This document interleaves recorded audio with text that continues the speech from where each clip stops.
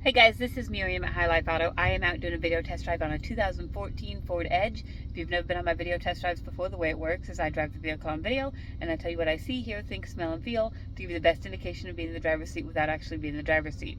I'm not a mechanic and this is not meant to be a 182-point inspection. Rather, this is meant to be a sneak peek into how the vehicle drives and any potential issues I notice as we're going along. So we'll take a look around the vehicle, we'll take a look under the hood, and then we'll go for a drive. And we just got this one. Oh, well, no, we've had it for a while, but Matt got the transmission replaced a couple weeks ago, and he's been driving it since then. He's been driving it around.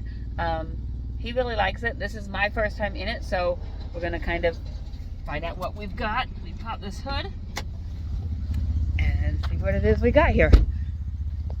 All right, so the Ford Edge is a little bit bigger than the Escape, a little bit smaller than the Explorer.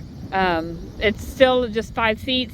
But it gives you a little bit of room in the back. So pretty decent looking, not really a lot of rust, dents, dings, or anything like that.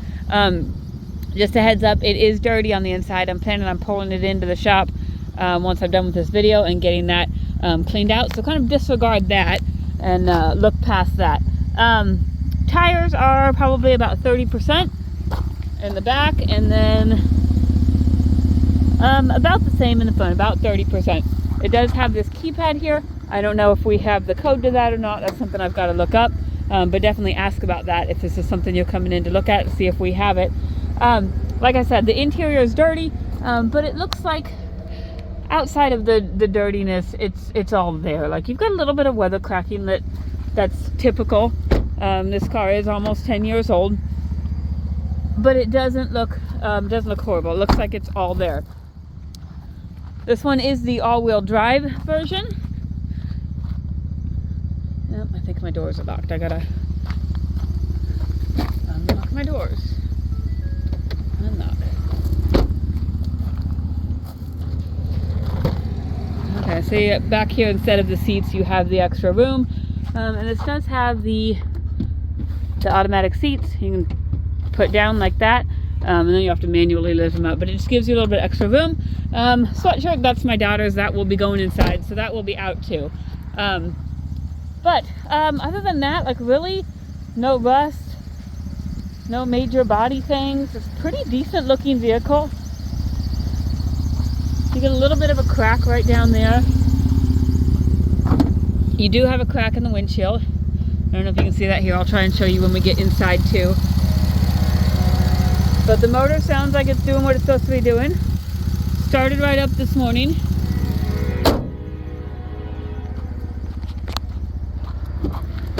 All right, inside.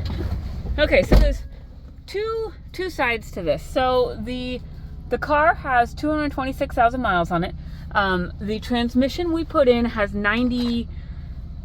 I've got the paperwork. It's like 97,000 miles. So it's kind of a plus in there. Yes, you do have higher miles on the car, but you've got lower miles on one of the major components of the car, and so it lends towards a little bit more longevity than, 226,000 and 226,000. But we do have an ABS light on, traction control light, and I think that's also traction control. It's a traction control light, and then the traction control's off, and those correspond to just some communication error with the ABS module. It's just not connecting to the control module, and so it's going to illuminate all those lights. I don't know why it has to illuminate 3 lights for one problem, but it does. And so I don't know if that's just like a system reset or what that is. We do have over here I don't think it's a Uconnect because this is a Ford, but it's the big radio, and the radio works. I've got heated seats on, and those both work. It can connect to your phone. I don't think Matt has his phone connected on here yet. Oh, he does. He does have it on there. So the radio works. Let's see. Doesn't look like I've got nav on here. Nope, that's just a compass. So it looks like just over here I've got all my temperature controls. Let me turn this up and make sure my heat works. Today is really not a good day to be checking air conditioning. It's cold outside. Maybe it's just because it was warm yesterday. But I'm going to try that and see. All right, we'll see if that works. We'll see if that blows out as we're checking our windows. Passenger side window works. Driver's side window works. Rear driver's side window works. And wait, I think I messed that up. Anyways, all the windows work. So now we're gonna go take it for a drive and see what we've got. So you can see, now that I'm inside, you can kind of see that the windshield is cracked right there. Just be aware of that as far as what state you're in. Some states don't really care about a windshield as long as it's not impeding your view. Other states don't want it at all. So just be aware of what your state requires. So this is the 3.5. I don't know if it's an EcoBoost or not, but it's the Ford 3.5 liter.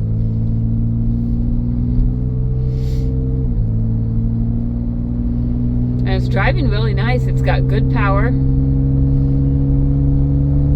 Sounds like maybe a little bit louder exhaust, but it's not really loud. It's just not quiet.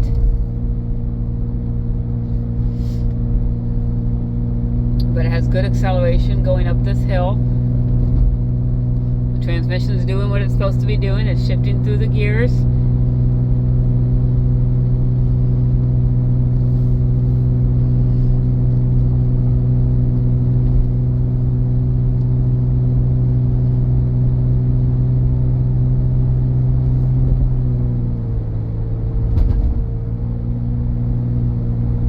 I'm up to 60 and it's driving really smooth.